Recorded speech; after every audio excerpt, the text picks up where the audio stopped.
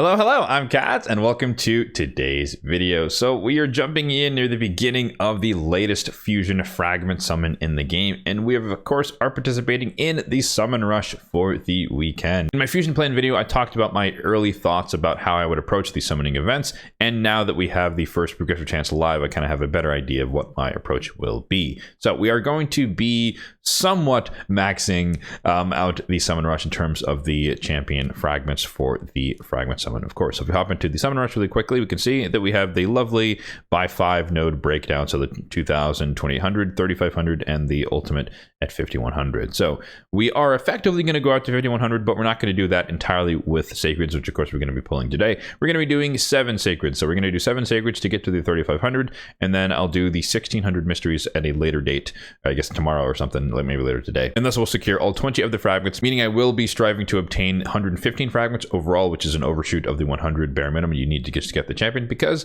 as I've talked about before, my mysteries for Maud campaign involves me spending a little bit extra mystery shards in order to guarantee fragments for Maud long term, because I would like to have her eventually on my account. So the plan is the 7 sacreds plus the 1600 mysteries, which will get us all the way out to the 5100, but at least for today's particular shard pulling session, it's just the 7 sacreds to get us to the 3500. Popping over to the portal, let's take a look at the overall shard on my account at the moment. 522 on the ancients, 243 on the voids, 49 on the primals, and 58 on the sacreds, which of course we'll be dipping into today. In terms of the progressive chance, I have selected Grand Oak. I already have Fabian and Hilvi. Prava wouldn't be terrible, but I don't think she's as much of an upgrade to my Demon Spawn faction in terms of revival as Duchess is. So I'd prefer, if Duchess was here, I'd probably pick Duchess, but she's not. So I'm picking Grand Oak because long term, he's kind of, I think, the best in class ally attacker for Fire Knight hard mode, just because of his abilities alongside the ally attack. And then the newer champion here, whose name escapes me, she's interesting, but I don't think she's exactly what I need, at least higher priority over Padraig. However, as I always like to mention, you know, the odds of me getting a legendary are relatively small. We'll talk about Mercy in a second here. But even if I do get a legendary, the odds are small. It's around 5%, 6% chance that that legendary would be Padraig. So the odds are very, very low. But nonetheless, it's nice to pick a champion just to see what happens. And then I threw Canelli in there because she's currently at +3 on my account, and I wouldn't mind getting her to +4. Just because maxing out, empowerment of epics long term is kind of a goal of mine as well. So I hinted at Mercy. Let me pop up my Mercy tracker on the screen here. You'll find a link to this in the description box down below if you'd like a copy of this for yourself to manually track your own Mercy.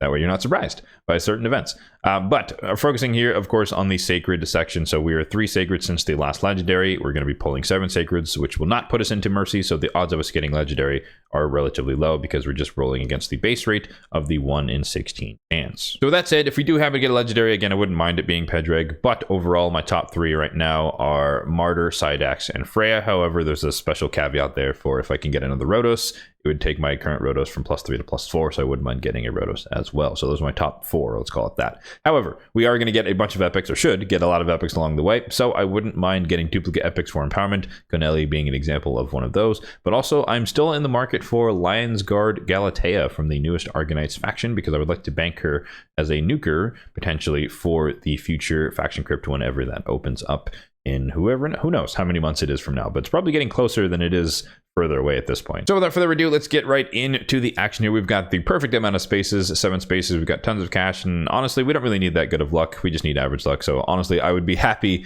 just getting the 2 epics that I would like to get from this session. So let's see if we can make that happen. Venomage, love me some Venomage, one of the best hero reduction epics in the game. Great for Amius, great for progression, great for Demon or Clan Boss as well if you pull her early enough, or use a promo code maybe for her early enough. Super solid champion. AoE poisons as well. She sadly is one of my primary DPSs in the Lizardman faction crypt because I don't have any DPS in this damn faction. But I digress. Speaking of Demon Lord Clan Boss progression, we also have Taragi the Frog. Super strong passive for placing poisons, especially on affinity, because you get a lot of hits, which means you have a lot of chance to place poisons. But really strong, decrease attack here, and he's one of the best champions, if not the best champions, for starting the game out, so that you have a nested ally protection team. Just super, super good. I used him for the longest time when I was up and coming. Tyrell, still the most accessible debuffer for high elves, which is really sad to say after 8 years of this game. But nonetheless, 4-turn cooldown, AoE decreased defense is kind of his claim to fame.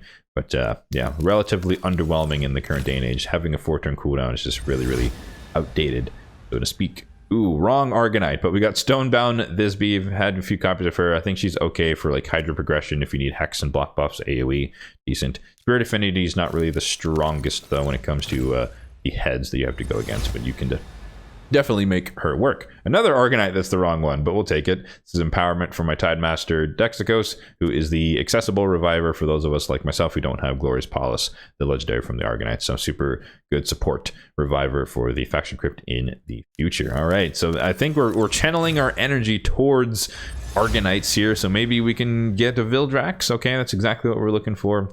AoE Hex Champion, Daily Login Reward Champion. He's kind of meh, but he's okay, but not really that strong. I think this is the last sacred of the day, so we'll get our last epic here, and it is Achak the Wenderin, who is honestly pretty solid, even though I don't really use him much anymore. But way back in the day, the AoE freeze on classic Spider, i.e. not hard mode, was super strong, synergizing with the passive. Good form of control, healing, and turn meter suppression when you combine the freeze with the burn. Still a good combo when we get like challenge tournaments and whatnot that come around. So there you go, 7 sacreds. As expected, we got all epics. Unfortunately, we did not even get a Canelli, even though she was the 25x there, and we still didn't get to the Galatea either. But mission accomplished. At least the short-term mission is to get out to the 3500, so we got that. And then, like I said, I'll pull the 1600 mystery shards sometime within the next day and a half or so, and get the rest of the, or get the last 5 fragments, so that we can kind of super exceed on the fusion like I've been doing.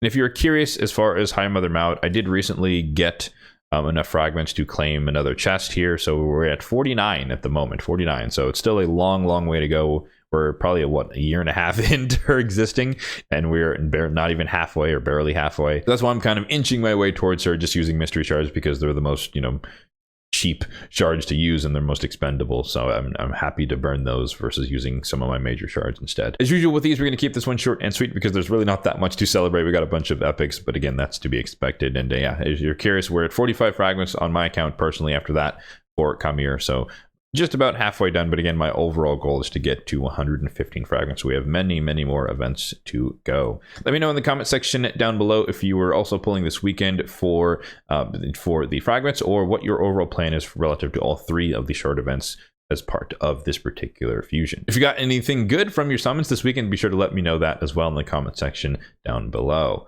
As always, if you did enjoy this video, then be sure to hit the like button down below. Really just help out the channel, and feel free to hit the subscribe button down below as well, if and only if you're enjoying the content overall on this channel for more content just like this one in the future. Thanks for watching, and have a good one.